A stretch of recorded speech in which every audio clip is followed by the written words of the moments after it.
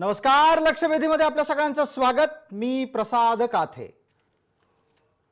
कोरोनाच्या नियमावलीच्या अनुसार मुंबईत तुम्हाला जर समजा उपनगरीय रेल्वेतून प्रवास करायचा असेल तर उपनगरीय रेल्वेच्या नियमाच्या अनुसारच तुम्हाला प्रवासाची आत्तापर्यंत परवानगी आहे।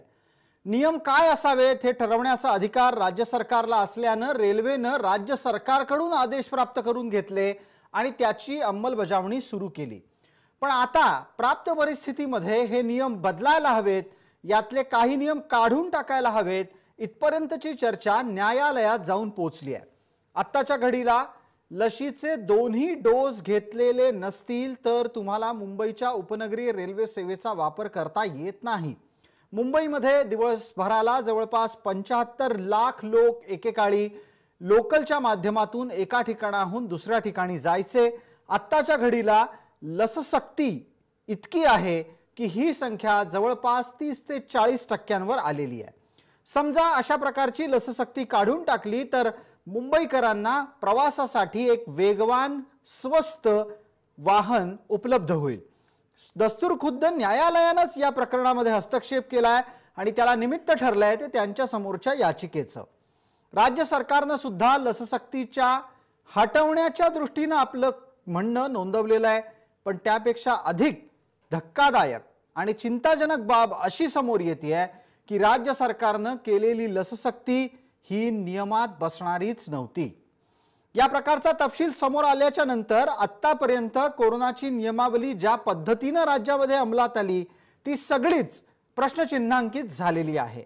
मुंबईसारखं अख्खं महानगर हे या नियमावलीच्या गुंत्यामध्ये अडकून पडलं होतं आणि एक प्रकारे ते अपंगही झालेलं होतं।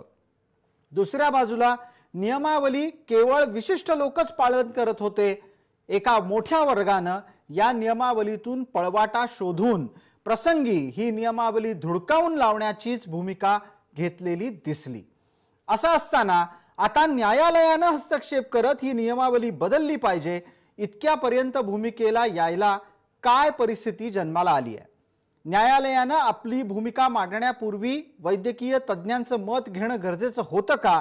राज्य सरकार जर समजा लससक्ती काढणार असेल तर नवे नियम लावू शकतं असं सांगताना नक्की कुठले नियम मवियाला हवेत आणि मवियाच्या या सगळ्या भूमिका या न्यायालयात गेल्यावरच का म्हणून बदलतात किंवा अंमलात येतात? जनतेची नस ओळखण्यात हे सरकार कमी पडतंय का? या आणि अशा अनंत प्रश्नांवर आजची लक्षवेधीची चर्चा। शीर्षक आहे नियमावलीच्या गुंत्यात मुंबईकर।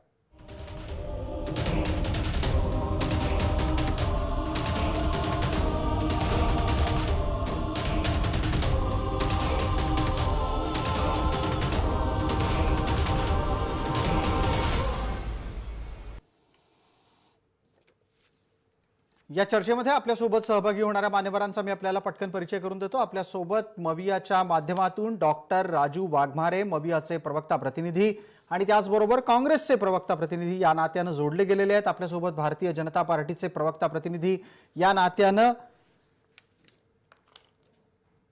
आपल्यासोबत जोडले गेलेले आहेत किशोर वाघ हे भारतीय जनता पार्टीचे प्रवक्ता आहेत। आपल्यासोबत मीना जाधव आहेत।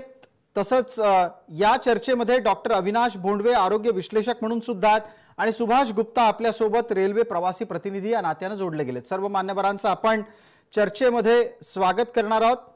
या चर्चेच्या अनुषंगाने आपल्याला प्रथम डॉक्टर राजू वाघमारे यांना एक प्रश्न उपस्थित करायचा आहे, तो असा।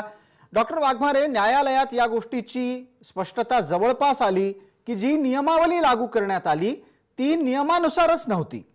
राज्य सरकारला आपत्कालीन कायद्याच्या अनुषंगाने नियम करण्याचा अधिकार होता, पण लससक्ती झाल्यानंतरच उपनगरीय रेल्वे सेवेच्या माध्यमातून प्रवासाची अनुमती हा विषय आता कायद्याच्या कचाट्यात अडकताना दिसतोय। डॉक्टर वाघमारे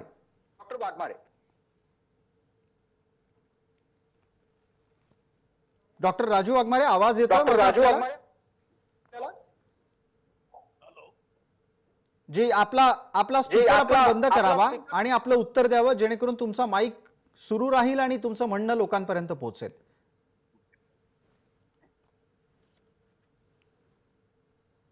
काही तांत्रिक अडचणी दिसतात. डॉक्टर वाघमारे यांच्याशी आपण जोडले जाऊ. इतर सर्व मान्यवरांना विनंती आहे की कृपया आपण जेव्हा बोलत नसाल तेव्हा आपले स्पीकर आणि माईक दोन्ही आपण नियंत्रणात ठेवावेत, माईक बंद ठेवावेत. पुढचा माझा प्रश्न ॲडव्होकेट विजय कुरळे यांना आहे. ॲडव्होकेट विजय कुरळे हे मास्क विरोधक म्हणून परिचित आहेत. विजयराव, या चर्चेच्या निमित्तानं आपल्याला असं विचारायचं आहे की न्यायालयाला या सगळ्या प्रकरणामध्ये इतकी थेट भूमिका घ्यावी असं का वाटलंय?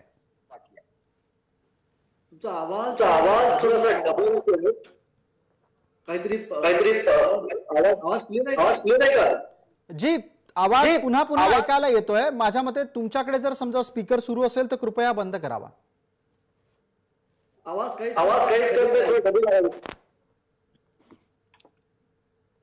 विजयराव, माझा आवाज आपल्याकडे परत परत आपल्याला ऐकायला येतोय का? माझा आवाज सुस्पष्ट नाहीये असं वाटतंय. आता येतोय, क्लिअर येतोय. जी, बोला विजयराव. हा प्रश्न जरा पुन्हा विचारला. मी आपल्याला असं विचारू इच्छित होतो की संपूर्ण प्रकरणावर उच्च न्यायालयाला हस्तक्षेप करावा आणि इतकी थेट भूमिका घ्यावी असं का वाटलेलं आहे? सर्वप्रथम मला वाटतं आपण मागच्या वेळेस एक विषय घेतला होता मास्क संदर्भात आणि त्याच्यानंतर आता हा विषय आपण लावून धरलेला आहे. मी खरं तर सगळ्या मुंबईकरांच्या वतीनं आपलंही अभिनंदन करेन, कारण का या लढाईमध्ये कुठेही स्ट्रीमलाईन मीडिया हा एवढा 6-7 महिन्याचा प्रदीर्घ लढा न्यायालयामध्ये चालू होता आणि बऱ्याचशा घडामोडी त्या न्यायालयामध्ये होत होत्या. बऱ्याचशा वेळेला नवीन एखादी नियमावली करताना त्याच न्यायालयीन प्रलंबित प्रकरणाचा दबावाखाली त्या केल्या गेल्या नाही, त्याच्यातून थोडीशी सुटका नागरिकांची झाली आणि त्याच्यानंतर त्या संदर्भातलं जे घटनात्मक बाबी आहेत, डिझास्टर मॅनेजमेंट ऍक्टच्या संदर्भात काही बाबी आहेत, याचा संपूर्ण तपास या न्यायालयासमोर या प्रकरणी चालू होता. आणि सगळ्यात प्रथम म्हणजे 2 पिटिशन फाईल केलेल्या होत्या. त्या इंडिव्हिज्युअल त्यांचे ग्रीव्हन्सेस घेऊन गेले होते, पण माननीय उच्च न्यायालयालाच याच्यामध्ये जनहित दिसल्यामुळं त्यांनी त्या पिटिशनला PIL म्हणून कन्सिडर करून नंतर मग PILच्या कपॅसिटीमध्ये त्या सुनावणी गेल्या होत्या. मी स्वतः त्या पिटिशन्स मध्ये ऍडव्होकेट म्हणून काम केलं आहे. माझे वरिष्ठ सहकारी निलेश ओझा यांनी खूप एक्सटेन्सिव्हली त्यातले घटनात्मक बाबी, त्यातल्या कायदेशीर बाबी याचा बारकाईनं अभ्यास करून आणि त्या पद्धतीनं ते न्यायालयाला त्या संदर्भात मदत करून हा शेवटी निर्णय आज मुंबईकरांच्या एकूण सोयीसाठी बाहेर आलेला आहे. यात पटकन एक छोटा हस्तक्षेप करून पुढचा मुद्दा उपस्थित करतो, त्यावर आपण आणखीन प्रकाश टाकावा जेणेकरून जनतेला कळू शकेल की कशा पद्धतीचे नियम बनले, कसे लागू झाले. एक तपशील माझ्याकडे आलाय जो ताजा घटनाक्रमाशी निगडीत आहे आणि तो असं सांगतो की तत्कालीन मुख्य सचिव सीताराम कुंटे यांनी काढलेला आदेश कायद्यानुसार नसल्याचं कागदोपत्री दिसून येत आहे. हा चिंताजनक मुद्दा आहे. ही खूपच महत्वाची बाब आहे. म्हणजे मी तर म्हणेन या सगळ्या ज्या काही नियमावली बनवलेल्या होत्या ह्या मागे घेतली ही एक बाजू आहे, ती एक सर्व नागरिकांना मिळाला दिलासा आहे. पण त्याच्याही पुढे जाऊन मी तर एवढंच म्हणेन की आता इथून पुढे कायद्याचं राज्य धाब्यावर बसून, कायदे कानून संविधान धाब्यावर बसून अशा पद्धतीनं कोणीही नियमावली तयार करण्याचा प्रयत्न करणार नाही. आणि मला वाटतं पुन्हा एकदा महाराष्ट्रात, मुंबईत आणि देशात हे कायद्याचं राज्य प्रस्थापित होण्याच्या दिशेनं सुद्धा किंवा त्या अनुषंगानं सुद्धा हा निर्णय खूप महत्वाचा आहे. सगळ्यात महत्वाचं मी सांगेन की डिझास्टर मॅनेजमेंट ऍक्ट मधल्या काही तरतुदी इन्व्होक करून यांनी ह्या सगळ्या नियमावली बनवल्या होत्या. आता या डिझास्टर मॅनेजमेंट ऍक्ट ज्यावेळेला यांना इन्व्होक करायचा आहे तेव्हा त्याची एक विशिष्ट पद्धत आहे, विशिष्ट प्रक्रिया आहे, विशिष्ट कायदेशीर प्रक्रिया आहे आणि त्या कपॅसिटीमध्येच त्यांनी ते करणं आवश्यक आहे. त्याच्यामध्ये एक डिझास्टर मॅनेजमेंट अथॉरिटी आहे, त्याच्यानंतर एक्झिक्युटिव्ह कमिटी आहे. अथॉरिटीचे चेअरमन हे चीफ मिनिस्टर असतात आणि त्यांनी जे काय मॅन्डेट दिलं ते एक्झिक्युटिव्ह कमिटी पुढे इम्प्लिमेंट करत असते. याच्यामध्ये अथॉरिटीचंही कुठं काही नाही, एक्झिक्युटिव्ह कमिटीचं कुठे नाही. एक चीफ सेक्रेटरीच्या कपॅसिटीमध्ये सीताराम कुंटे यांनी ही नियमावली बनवली आणि ती लोकांवर थोपवली. ती कम्प्लिटली बेकायदेशीरच काय, ती असंवैधानिक होती. कारण त्यामुळे लोकांच्या मूलभूत हक्कांवर डायरेक्ट अटॅक होत होता, डायरेक्ट त्याच्यावर त्यांचं उल्लंघन होत होतं. लोकांना रोजगाराला जाणं शक्य होत नव्हतं, लोकांना त्यांच्या जवळच्या नातेवाईकांकडे जाणं शक्य नव्हतं, मुलांना शाळेत जाणं शक्य नव्हतं. म्हणजे आता रिसेंटली आपण बघितलं असेल नालासोपाऱ्याची केस होती. केवळ लस घेतलेली नसली असल्यामुळं त्याला त्या क्लासमध्ये जायला मिळत नव्हतं त्या विद्यार्थ्याला आणि म्हणून त्याला लस घ्यावी लागली आणि लस घेतल्यानंतर 2 तासात त्याचा मृत्यू तडपडून झाला, क्लॉटिंग होऊन हे झाला. कारण त्याची इच्छा नव्हती लस घ्यायची, पण ट्रेन बंद केलेली असल्यामुळे. विजयराव पटकन यावर एकदा सरकारची प्रतिक्रिया लागेल. थोड्या वेळापूर्वी आपण सुरुवात खरं तर सरकारचे प्रतिनिधी आपल्या सोबत आहेत डॉक्टर वाघमारे यांच्यापासून करणार होतो. ते स्वतः डेंटल अर्थात दंत चिकित्सक आहेत, त्यांनाही वैद्यकीय क्षेत्राचा अनुभव आहे आणि असं असताना या क्षेत्रातल्या ताज्या घडामोडींच्या बाबतीतही ते सजग असतात. डॉक्टर वाघमारे, ज्या पद्धतीनं नियमावली बनवली जात असताना कायद्याची चौकट पाळली गेली नाही हे कोर्टात आता समोर यायला लागलंय। हा विषय अतिशय चिंताजनक आहे, कारण वारंवार एक महत्त्वाचा आक्षेप नोंदवला जातोय की कोरोना कमी होत असताना सुद्धा नियमावली कायम राहतेय, कारण सरकारला स्थैर्याची चिंता आहे। सगळ्यात पहिली गोष्ट म्हणजे की हा जो मुद्दा आहे की कोरोनाच्या नियमावलीच्या धर्तीवर सरकारची स्थिरता अवलंबून राहील असं जर कोण म्हणत असेल तर ते सर्वस्वी चुकीचं आहे। प्रश्न सरकारच्या स्थिरतेचा नाही। ज्या गोष्टी घडल्या, आता आमचे मित्र आहेत ऍडव्होकेट कुर्ले साहेब, त्यांनी स्पष्टपणे सांगितलं की न्यायालयामध्ये काही गोष्टी घडल्या। ज्या नियमाचा आणि ज्या न्यायालयाने ज्या गोष्टी सांगितल्या त्याचा आदर करून एक गोष्ट मला सांगावीशी वाटते की पहिल्यांदा या जगामध्ये अशा पद्धतीचं पेंडेमिक कधीच घडलं नव्हतं। अशा पद्धतीची परिस्थिती संपूर्ण जगावर आली, आपल्या देशावर आली, आणि या परिस्थितीमध्ये ट्रायल आणि एरर करून प्रत्येक गव्हर्नमेंट या जगातलं काम करत होतं। आणि हे काम करत असताना लोकांच्या समोर आणि सरकार समोर एकच ध्येय होतं की कोणत्याही परिस्थितीमध्ये कोरोनाचा प्रसार हा रोकायला पाहिजे, कारण हा संसर्गजन्य रोग आहे। आणि मग तो रोखण्यासाठी जे जे शक्य असेल त्या करायची मनीषा सरकारच्या मनात होती। सरकारचा हेतू अगदी साफ होता की जनसामान्यांचं जीवन सुरक्षित ठेवणं, जनसामान्यांना कोरोना पासून वाचवणं, या एका सरकारने ते निर्णय घेतले। डॉक्टर बोलता बोलता आवाज अचानक कमी होतोय। डॉक्टर बोलता बोलता आवाज अचानक कमी होतोय। तुमचं एकच वाक्य जे महत्त्वाचं शेवटच्या टप्प्यात आलं ते धरतो आणि पुढचा प्रश्न विचारतो। आपण असं म्हणालात की लोकांचा जीव वाचवणं हे मवियाचं प्राथमिक काम होतं, जबाबदारी होती। असं असताना सुद्धा प्रत्यक्ष काय घडलं हेही आपल्या समोर आहे। एका बाजूला तुम्ही नियमावली बनवताना लोकांचे जीव वाचवायला प्राधान्य देत होतात, मात्र दुर्दैवानं महाराष्ट्रात सर्वाधिक मृत्यू झाले आहेत कोरोनानं। नाही, महाराष्ट्रात सर्वाधिक मृत्यू जे कोरोनाने झाले त्याची कारण विविध आहेत। कारण महाराष्ट्रामध्ये येणाऱ्या लोकांचं प्रमाण, महाराष्ट्राची लोकसंख्या, मुंबईची लोकसंख्या, जर आपण या सगळ्या गोष्टीचा विचार केला तर या गोष्टींमुळे ते महाराष्ट्रातले मृत्यू बरोबर आहे। कारण महाराष्ट्रामध्ये त्या मृत्यूची नोंद झाली, महाराष्ट्रामध्ये कोरोना किती आहेत याची नोंद झाली, महाराष्ट्रामध्ये किती टेस्ट झाल्या याची नोंद झाली। ज्या प्रमाणामध्ये गुजरात आणि उत्तर प्रदेशचे आकडे नंतर बाहेर आले आणि त्यांच्याकडे ज्या पद्धतीने कामं करण्यात आली हे जे कळलं, त्याच्यापेक्षा कितीतरी चांगल्या पद्धतीचं काम या महाराष्ट्रामध्ये घडत होतं। त्याच्यामुळे महाराष्ट्रामध्ये मृत्यू झाले बरोबर आहे। कारण आम्ही डॉक्टर आपला दावा एका बाजूला आहे, दुसऱ्या बाजूला कायद्याचं राज्य राखत नियमावली अंमलबजावणी अपेक्षित केली गेली आहे न्यायालयानं।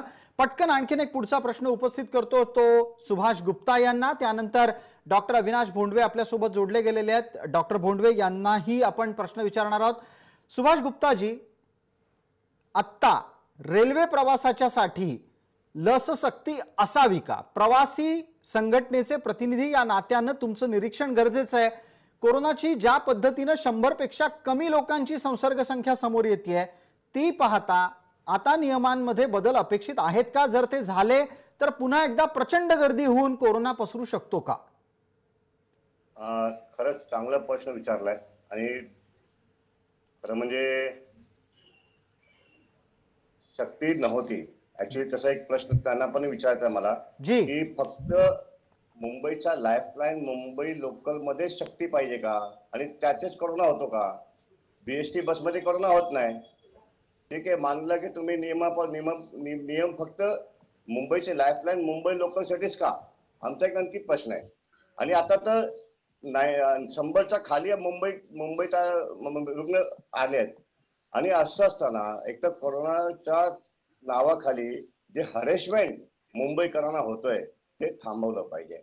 नियमावली फक्त लोकलमध्येच नको तर बाकी ठिकाणी पण असली पाहिजे होती, परंतु ते त्यांचे पॉलिटिकली जे हे होते की बाई मुंबईचे लोकलमध्ये लोकांना जाऊ दिलं नाही, बसेसमध्ये गर्दी ते गर्दी झालेली, आणि असं असताना फक्त नियमावली फक्त मुंबईचे लाईफलाईन मुंबई लोकलमध्ये होती। जी सुभाष गुप्ता, मुंबई ही काही फक्त दिसते तेवढीच नाही, महानगर या नात्यानं आसपासच्या अनेक उपनगरांमुळे जोडली जाऊन ती प्रत्यक्षात एक प्रचंड मोठं महानगर बनलेली आहे. बेलापूर, वांगणी इतकंच काय तर कसारा, कर्जत पासूनही मुंबईमध्ये रोजगारासाठी येणारे लोक आहेत. इतक्या लांबवरून मुंबईमध्ये येण्याच्यासाठी त्यांना रस्ता मार्गाने, बस मार्गाने प्रवास करावा लागला आणि हा सगळाच विषय त्यांच्यासाठी अत्यंत छळदायक होता. मला डॉक्टर अविनाश भोंडवे आपल्या सोबत जोडले गेलेले आहेत, आरोग्य विश्लेषक म्हणून ते आपल्याला परिचित आहेत, IMAचे माजी अध्यक्ष आहेत. मला आपल्याला विचारायचं डॉक्टर भोंडवे, जेव्हा जेव्हा नियमावली बनत होती त्या वेळेला तुमच्यासारख्या तज्ज्ञ मंडळींना कधी विचारलं तरी गेलं? तुमचे सल्ले घेतले गेले? तुमचे सल्ले घेतले गेले तर चुकीचे नियम तुमचे सल्ले दिल्या गेल्यानंतर बदलले गेले? कारण आता हे प्रकरण सगळं न्यायालयात गेलंय आणि कायद्याची चौकट न पाळता नियमावली बनत गेली मवियाच्या काळात, असं निरीक्षण समोर आलंय. प्रसादजी, एक महत्वाचा अतिशय विषय तुम्ही हाताळताय, त्याबद्दल अभिनंदन. धन्यवाद. सर्वात महत्वाची गोष्ट म्हणजे आपण जे म्हणालात की या पद्धतीच्या सूचना या डॉक्टरांकडून घेतल्या गेल्या होत्या का, तर खाजगी डॉक्टरांकडून, इंडियन मेडिकल असोसिएशन कडून किंवा कुठल्याही अशा अतिरिक्त संस्थांकडून कुठलेही सल्ले घेतले गेलेले नाहीत. आम्ही आमच्याकडून अनेकदा सूचना पाठवल्या, परंतु त्याचा विचार झालाच असं नाही. अगदी करोनाची साथ भारतात पहिला रुग्ण यायच्या आधी आम्ही स्वतः माननीय मुख्यमंत्र्यांना याची कल्पना दिली होती, तसं पत्रही दिलं होतं, परंतु त्यावर झाले. तिथपासून आणि आजपर्यंत या सूचना पाळल्या गेल्या नाही. परंतु महाराष्ट्र सरकारचा जो टास्क फोर्स आहे त्याच्यामध्ये काही नामवंत डॉक्टर्स आहेत, तर त्यांचे सल्ले हे मात्र पाळले जात होते. त्याच वेळेला डायरेक्टर ऑफ मेडिकल एज्युकेशन, आरोग्य खाते यांचेही सल्ले जे आहेत यांच्या चर्चा व्हायच्या. परंतु कित्येकदा असं लक्षात आलं होतं की काही गोष्टीमध्ये दुमत असायचं, विशेषतः शाळा सुरू करणं किंवा इतर या बाबतीत. त्यामुळं त्याच्यामध्ये जो काही बहुमताचा असेल त्याप्रमाणे सल्ला घेतला जात होता. आता मला तुम्ही जो आजचा मुद्दा आहे यामध्ये आपण वस्तुस्थिती लक्षात घेऊयात की आज सर्वात प्रथम पहिली गोष्ट म्हणजे करोना बरं करणारं कुठलंही औषध आपल्याकडे नाही. त्याच्यामुळे करोना होऊ नये म्हणून त्याचा प्रतिबंधक उपाय किंवा त्या साथ वाढू नये, रुग्ण वाढू नये, त्यासाठी आपल्या हातामध्ये हे 3 प्रतिबंधक उपाय, मास्क घालणं, हात स्वच्छ धुणं आणि गर्दी टाळणं किंवा सोशल डिस्टन्सिंग हे आहे. आणि दुसरा जो आहे तो लसीकरणाचा आहे. लसीकरण जितकं जास्ती होईल तितकं हा आजाराचं नियंत्रण जास्ती होईल, हे सर्वांच्याच लक्षात आलेलं आहे. आणि त्यामुळं विविध प्रकारे हे लसीकरण वाढवण्यासाठी अशा काही प्रकारच्या सक्ती केल्या गेल्या. कायद्याच्या दृष्टीने डॉक्टर, फार महत्वाच्या मुद्द्यावर आपण आलात. आपण जो मुद्दा उपस्थित केलाय त्याच्या अनुरूप एक माहिती इथे देणं गरजेचं आहे. सरकारनं लसीकरण सुरू केलं, प्रत्येक राज्य सरकार यासाठी प्रयत्नशील होतं. महाराष्ट्राचं सरकार ज्या वेळेला लसीकरणाच्यासाठी प्रयत्न करायचं तेव्हा त्यांना असं लक्षात आलं की पहिली लस म्हणजे लसीची पहिली मात्रा टोचून घेतल्याच्या नंतर दुसऱ्या मात्रेसाठी लोक येऊच इच्छित नाहीयेत आणि मग नियमावलीच्या आडून तुम्हाला लोकल प्रवास करायचा आहे तर करा, घ्या दुसरी लस, तुम्हाला अमुक करायचं आहे तर घ्या दुसरी लस, असं करून त्यांनी लस आणि दिली जाणं आणि लसीकरणाचा प्रयत्न याच्यासाठी प्रयत्न केले. पण त्यामुळे त्यांचे मूलभूत हक्क जे प्रवासाचे होते ते नाकारले गेले आणि वाद तिथून जन्माला आलाय. डॉक्टर भोंडवे, मला असं वाटत नाही की केवळ लसीकरण हे नाही, लोकांच्या सार्वजनिक आरोग्याच्या दृष्टीने, सार्वजनिक हिताच्या दृष्टीने लसीकरण वाढलं पाहिजे. त्यामुळे या प्रकारचे नियम आले. याचं मूळ कुठे आहे तर आंतरराष्ट्रीय प्रवासाला तुम्हाला लसीकरणाचं सर्टिफिकेट असल्याशिवाय तुम्हाला परवानगी नाही. त्यामुळं मग जिथं जिथं गर्दी होते, जिथं तिथं म्हणजे विशेषतः कुठल्याही सर्व प्रकारचे प्रवास, आजची जी नियमावली BMCने काढली त्यामध्ये सर्व प्रकारचे प्रवास, मग त्यामध्ये बसेस आल्या, ट्रेन आल्या, इतर ज्या ऑफिसेस आली, रेस्टॉरंट्स आली, अशा ठिकाणी तुम्हाला लसीकरणाची अशा ठिकाणी तुम्हाला मास्क वापरण्याची गरज आहे आणि तुम्हाला कुठल्याही प्रकारे तिथं गर्दी करायची नाही, हा नियम आहे. आता लसीकरणाचं तुम्ही म्हणाल तर त्यात निश्चितच मुद्दा आहे की लसीकरण केलं असलं तरी सुद्धा कोरोना होतोय. आत्ताची जी ओमायक्रॉनची जी 7 तिसरी लाट आपल्याकडे आली त्यामध्ये लसीचा परिणाम अजिबातच नाहीये. लस आल्यानंतर तुम्हाला लस घेतलेले, दोन्ही डोस घेतलेले असले तरी सुद्धा तुम्हाला ओमायक्रॉनची बाधा होतीये. केवळ तिसरा डोस घेतल्यानंतर ती कमी होतीये, अशा पद्धतीची वस्तुस्थिती आहे. त्याच्यामुळं लसीकरणाची सक्ती ही आत्ताच्या परिस्थितीमध्ये निश्चितच कमी करणं आवश्यक आहे. परंतु मास्कची सक्ती, सोशल डिस्टन्सिंगची सक्ती आणि एका ठराविक बंद विभागात म्हणजे ते लोकल ट्रेन असेल, सण असेल, समारंभ असेल, लग्न समारंभ असेल किंवा एखादं ऑफिस असेल, एका वेळेला किती लोकांनी बसायचं, त्याच्यामध्ये अंतर ठेवायचे, ही सक्ती मात्र कायम राहिली पाहिजे, हे निश्चित. ठीक आहे, थोडक्यात आपल्याला असं सुचवायचं आहे की लसीकरणाची सक्ती कमी करा, गर्दीचे नियम मात्र कठोरपणे पाळा. आता इथेच नेमका घोळ आहे आणि त्या निमित्तानं इतर मान्यवरांना पटापट बोलतं करतो. पहिल्यांदा सुभाष गुप्ता, आपल्यासाठीचा प्रश्न आहे, लस सक्ती कमी करा मात्र गर्दीचा नियम पाळा, हे लोकलला लागू होऊ कसं शकतं? सुभाषजी, आवाज आपला येत नाहीये, माईक सुरू करा. बोलण्यापूर्वी माईक सुरू करायचा आहे. तुम्ही खरंच सांगितलं की हे पॉसिबलच नाही. मुंबईची लाईफलाईन मुंबई लोकलमध्ये गर्दी कमी करण्यासाठी 10 वर्षापासून प्रयत्नशील आहोत, पण कुठलेही सरकार त्याला लक्ष घालत नाही. आणि तो एक आमचा एक सजेशन आहे की सर्व सरकारी आणि प्रायव्हेट जे कार्यालय आहे त्यांचे वेळ हे बदलीच केलेच पाहिजे. आणि जोपर्यंत हे बदली होत नाही, जोपर्यंत कार्यालयाचे वेळ बदली होत नाही, तोपर्यंत मुंबईची लाईफलाईन मुंबई लोकलची गर्दी कमी होणारच नाही, कुठल्याही परिस्थितीत होणार नाही. दुसरी गोष्ट, वर्क फ्रॉम होम हे लोकांनी केलंच पाहिजे आणि हे सक्तीने भारत शासनाने सर्व जे प्रायव्हेट ऑफिसेस आहे त्यांना सक्तीने त्याला घेतलं पाहिजे की तुमचे वर्क फ्रॉम होम करा आणि तुमचे वेळ चेंज करा. आणि महाराष्ट्र सरकारचं सुद्धा केंद्र शासनाने रेल्वे प्रशासना रेल्वे मंत्रालयाची वेळ बदली केली. ठीक आहे, तर ही व्यवहार्य सूचना निश्चित वाटत असली तरी पण अनेक कार्यालयांना असं लक्षात आलंय की वर्क फ्रॉम होम हे तितकं उत्पादक राहिलेलं नाही. ज्या सर्व्हिस इंडस्ट्री आहेत, सेवा देणाऱ्या संस्था आहेत, तिथं ते उपयोगी पडतं. इतर अनेक ठिकाणी मात्र प्रत्यक्ष कर्मचाऱ्यांना बोलवून समोर बसवून त्यांच्याकडून काम करवून घेणं गरजेचं असतं.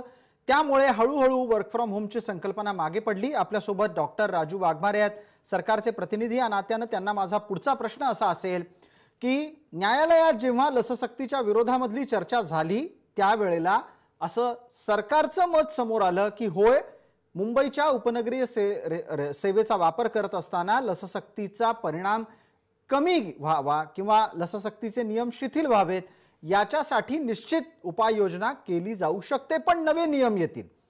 हे म्हणजे लाडू नाही खायची तर जिलेबी खा, जिलेबी नाही खायची तर बासुंदी खा, अशा प्रकारचा वेगळा वेगळा पर्याय देण्यासारखा आहे, पण गोड तर खावंच लागेल.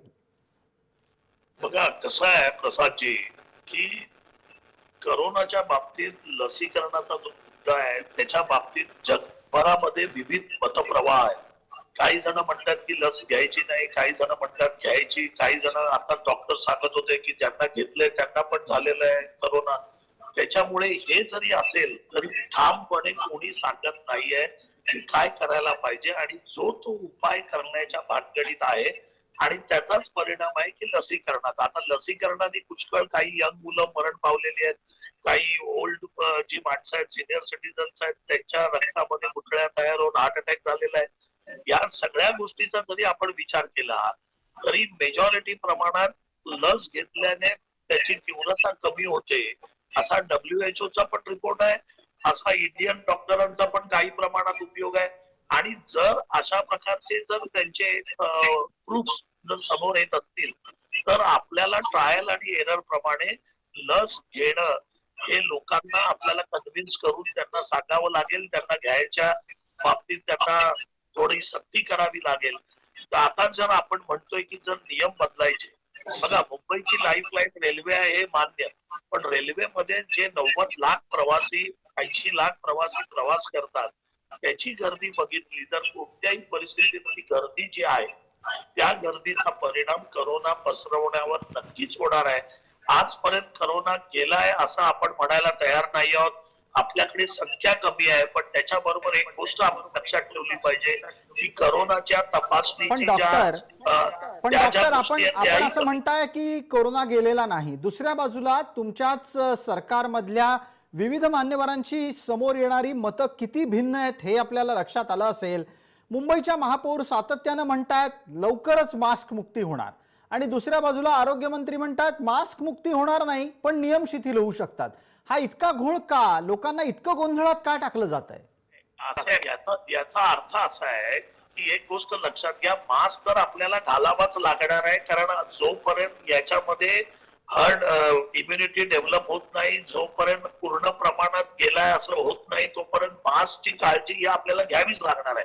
गर्दी आपल्याला टाळावीच लागणार आहे, कारण संसर्गजन्य रोग आहे. आता या बाबतीत कोणाची पद्धत काही असो, पण एक सिंपल एक मेडिकल स्टुडंट किंवा मेडिकल डॉक्टर म्हणून मी एवढं नक्की सांगू शकतो की जर ज्या उपायांनी करोना ज्या गोष्टीमुळे पसरतो त्याला तुम्ही स्वतः पर्सनली किती अटकाव करता त्याच्यावर सगळ्यांची जबाबदारी अवलंबून राहते. अगदी आपण डॉक्टर म्हणताय की सरकारच्या बरोबरच डॉक्टर आपण असं सांगू इच्छित आहात की सरकारच्या बरोबरच सगळ्यांची ही जबाबदारी आहे.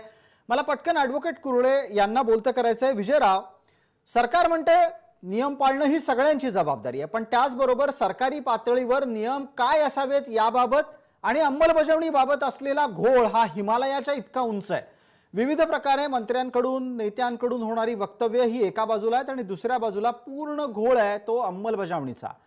न्यायालयीन पातळीवर या गोष्टीचीही चर्चा अपेक्षित आहे का की नियम हे फक्त आणि फक्त सामान्यांना आहेत का?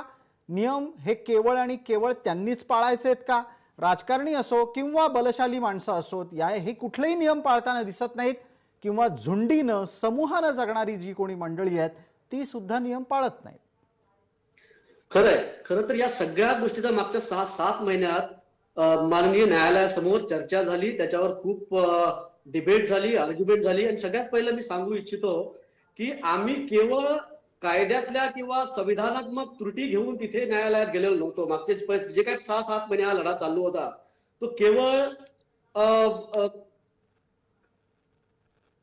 केवळ कायद्याच्या किंवा संविधानात्मक त्रुटी आम्ही घेऊन गेलो नव्हतो, तर आम्ही आमचे जवळजवळ 33 स्टडीज सायंटिफिक की ही लस कशी म्हणजे काही कामाची नाहीये किंवा काही या संदर्भातले 33 वेगवेगळ्या स्टडीज आम्ही घेऊन गेलो होतो.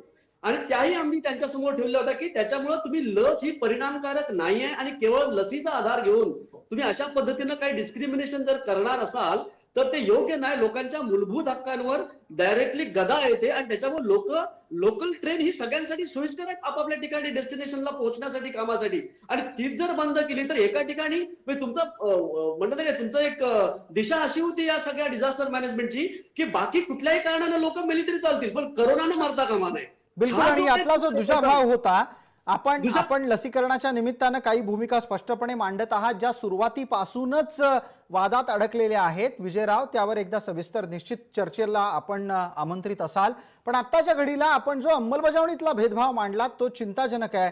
न्यायालयाचं त्याबद्दलचं निरीक्षण काय होतं की नियम हे सर्वसामान्य माणसांसाठी वेगळ्या पद्धतीनं अंमलबजावणी स्वरूपात समोर येत आहेत आणि राजकारणी असोत किंवा बलशाली मंडळी असोत त्यांच्यासाठी बऱ्याचदा नियमांमधल्या अंमलबजावणीत शैथिल्य दिसतंय. की त्याच गोष्टी आम्ही वारंवार न्यायालयाच्या निदर्शनात आणली की जर का हे सगळे नियम अशा पद्धतीनं सर्वसामान्यांवर लावत असतील तर त्याच वेळेला विविध निवडणुकांमध्ये होणाऱ्या यांच्या रॅलीज पहा. त्याच्यानंतर तुम्ही समजा रेल्वे बंद करत असाल तर बसमधून जाणारी जी काही गर्दी आहे ती पहा किंवा तुम्ही मार्केट प्लेस ठिकाणी गेला तर तिथली गर्दी पहा. म्हणजे तिथे तुमची गर्दी झालेली चालेल, तिथे करोना भटकत नाही, पण लोकल ट्रेन मधून गेला तर मात्र करोना भटकतो. तर ह्याच्या पाठीमागं कोणताही शुद्ध हेतू ह्या नियमावली करण्यामागे नव्हता.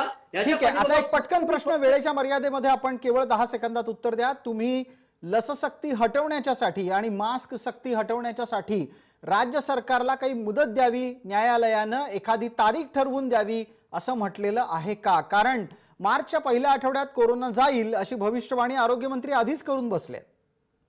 एक 25 तारीख पर्यंत राज्य सरकारला त्यांची काय दुसरी एखादी नियमावली असेल तर ती त्यांना करून राज्य सरकारचं न्यायालयासमोर आणायची आहे. कारण का न्यायालयाने अजूनपर्यंत पेटिशन काही डिस्पोज केलेलं नाहीये. कारण नवीन जी नियमावली येईल त्याच्यामध्ये सुद्धा या सगळ्या गोष्टींचा उहापोह केलेला आहे किंवा नाही, कायदेशीर प्रक्रिया अवलंबली आहे की नाही याची सुद्धा चाचणी करण्याची, याची सुद्धा टेस्ट घेण्याची संधी आम्हाला त्या 25 ला. ठीक आहे. एक पटकन अविनाश भोंडवे यांच्यासाठी प्रश्न. डॉक्टर भोंडवे, 30 सेकंद उरली आहेत. लसीकरणाच्या विरोधामधले आवाज हे लसीकरणाच्या पहिल्या डोस पासून दिले जात आहेत. आजही तीच भूमिका कायम आहे. चर्चेमध्ये सुद्धा त्याचा उल्लेख झाल्यानं आपल्याकडून जनतेत कोणत्याही प्रकारचा गैरसमज राहू नये म्हणून अपेक्षित करतो. लस ही प्रतिबंधात्मक होती की लस ही कोरोना नष्ट करणारी होती आणि लस घेतल्यानं काहीही फायदा होत नाही हा समज टिकून राहणं योग्य आहे का की चूक आहे? लस ही प्रतिबंधात्मक होती हे अगदी सुरुवातीपासूनच जाहीर झालेलं, कारण पहिल्या लाटेतल्या विषाणूला सुद्धा 100% कधी कुठेही अटकाव होत नव्हता. दुसरी महत्वाची गोष्ट म्हणजे ज्या वेळेला लसीकरण सुरू झालं त्यावेळेला तत्कालीन जे आरोग्य मंत्री होते, केंद्रीय आरोग्य मंत्री, यांनी सांगितलं होतं की हे लसीकरण सक्तीचं नाही.